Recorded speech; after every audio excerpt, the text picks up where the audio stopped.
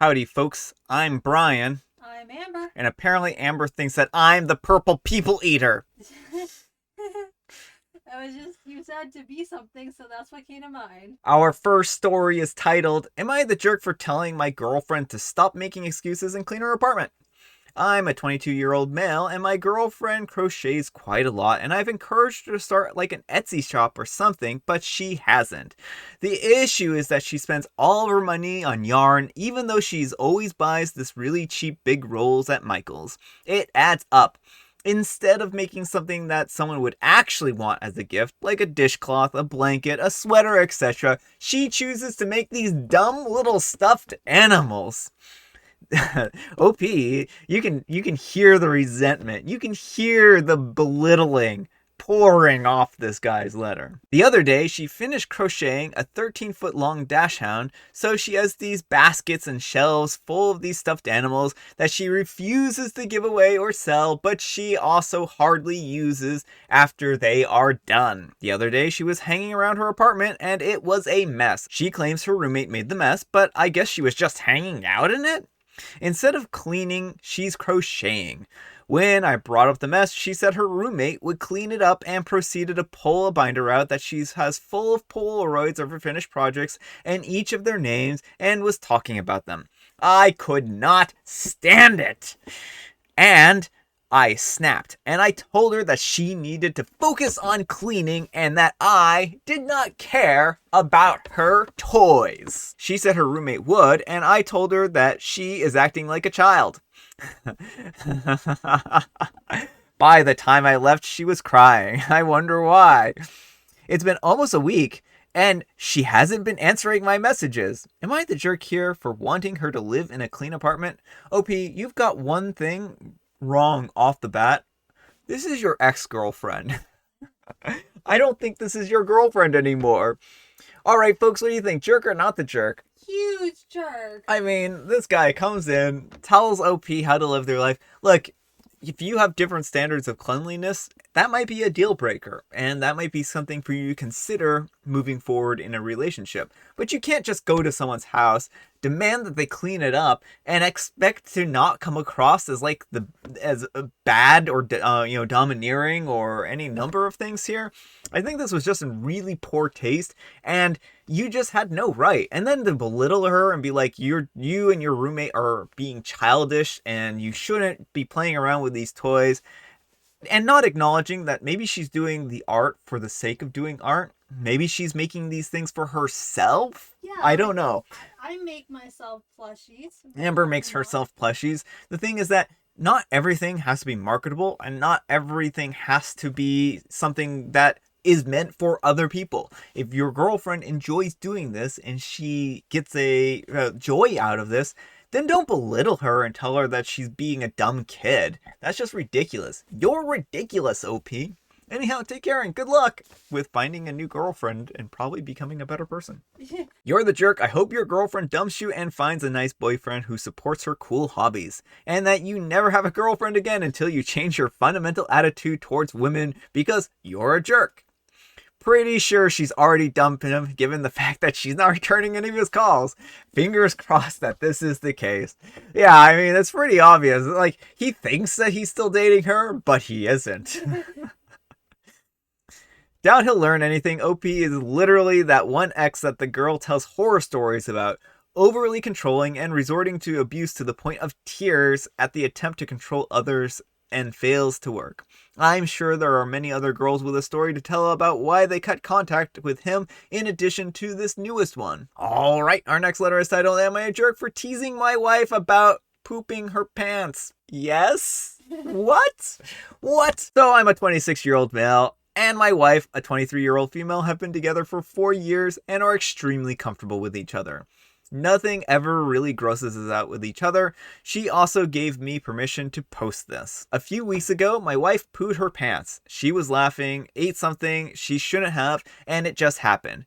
She was a little embarrassed, but later we laughed about it together and have made multiple jokes about it. Recently, we were at dinner with mutual friends, of ours, and she started laughing. I told her to be careful or it'll happen again, and she stopped and got really quiet and embarrassed. I wonder why. What could possibly have made her embarrassed or stopped laughing in this situation? She was pretty reserved for the rest of the night, and when our friends left, she shut herself in her bedroom, saying that I had really embarrassed her and it was mean to joke about it without asking if she was okay about joking about it with friends beforehand. She told me that I need to apologize for embarrassing her, but I told her we make jokes about it all the time and I don't see the difference. And am I the jerk? Edit, I realized that I'm a jerk. Ordered my wife her favorite dinner and will apologize when she gets home. Hi everyone, OP's wife here, also on a throwaway because my main account is private. I'm not going to leave him, but I do enjoy him receiving a reaming. Thank you for the defense. I told him that he should post it here and he said okay. Asked me if it was alright that he posted this specific post and I said yes. I got a good dinner, I got to laugh at my husband who was a jerk, and now it's okay, things are solid. He won't be making any more jokes about me to other people, and with that, adieu. Oh, and babe, you're the jerk. Alright, so it looks like the issue has been resolved here. That's a nice update. Glad that OP was able to learn that he was a bit of a jerk in this situation. You know, the thing is that you really need to make sure that your wife was comfortable with this beforehand, and I think that you're realizing that now. So this is more like assessing the situation. So the difference between you joking with your wife and then talking about this to your friends or making a joke, you know, at her expense to your friends is that she became the butt of the joke in front of other people and it became embarrassing for her. And I think also, like, maybe shy away from telling these kinds of jokes that might, you know, she might have been playing along with it in private because she figured, okay, well, you know, it's just him. He already knows that this happened. She might not want her friends knowing that she may have pooped her pants, and I think that's reasonable. That's not something that people really want to be known for, right? So yeah, I think that you really needed to make sure that she was comfortable with her friends knowing this before making jokes. And, you know, clearly you've realized that. So anyhow, take care and good luck. And you're the jerk. You're the jerk hard. You're the jerk. Joking along with your wife is something vastly different than humiliating her in front of her friends. Yeah, it isn't a joke if the other person isn't laughing. Exactly. Hard, you're the jerk. More obvious than usual, you're the jerk. I commend you for doubling down and posting your wife's misfortune on Reddit, though. This, a private joke, is just that. Alright, our next letter is titled, Am I a jerk for playing piano while my roommate was having a call? Hi Reddit, I'm an 18-year-old female and my roommate Lily is a 19-year-old female. For background, I have a piano exam this Thursday, so I am practicing as much as possible. Yesterday, Lily was having a call with her boyfriend. She told me in advance not to play piano during the call. She said that the call would only last about an hour, and I agreed. However, after an hour passed, she made no attempt to stop. 2 hours passed, then nearly 3. I texted her and asked her if I could practice quietly, and she wrote back, no. I thought I'd wait a little bit more, but after 3.5 hours had passed, I was exasperated. I went into my room, I shut the door so it wouldn't be loud, and practiced. I immediately got an angry text from Lily, despite knowing very well that I was disrupting her call. I ignored her text and continued to play the piano. Lily ended up stopping the call because of me. She was furious. She said that I was an attention person and wanted to flaunt my talents to her boyfriend. She even said that I liked her boyfriend, which is completely not true. I was mad with her, but later noticed her crying on the couch. I can't help but think that I provoked her insecurities. Sometimes she tells me that she has no talents, and I feel really bad. However, one part of me thinks that I can play piano in my house whenever I want. Am I the jerk? Alright, folks, what do you think? Jerk or not the jerk? Not the jerk. You know, OP, this isn't your fault that she has some insecurities, and I think that she does seem to have some troubles here, and this might have been something that she may be afraid that you're going to sweep in with your amazing piano talents and, you know, steal away her boyfriend. And it could even be that her boyfriend has said something like, oh, your roommate has amazing piano talents or something like that, and has talked about your talents, and this might make her really uncomfortable. And that's understandable that she would feel insecure if her boyfriend is making a big deal about your talents. And that, though, is not your problem. That is a communication issue between her and her boyfriend, if this is even happening. Also, she does have talents. Everyone has talents, right? Sometimes it just takes a long time for you to discover what those talents are. You may not even know that you're talented at something. It just might be that one day you try something and you find out, oh, I'm actually pretty good at this.